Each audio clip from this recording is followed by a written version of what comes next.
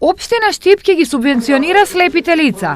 Се работи за одлука донесена од локалната самоуправа, а истата треба да ја спроведе јавното предпријатие ИСАР.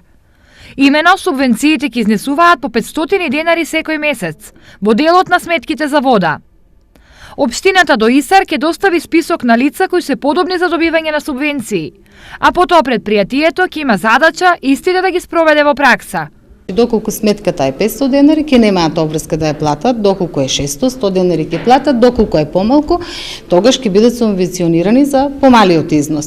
Услов да можат да ги добијат овие права се да се редовни плаќачи, слепите лица и да имат исправни водомери. Значи да може јавното предпријатие правилно да ја мери потрошената вода, за да може да изврши субвенционирање. Колку лица ќе ги исполнат условите ќе одлучи општината, зашто од незиниот буџет ќе се финансира целиот проект. Дополнително, ние ќе имаме обврска да ги доставиме сите тие списоци со износи утврдени до локалната самоуправа и истите да им ги фактурираме, бидејќи субвенционирањето ќе биде од буџетот на општината.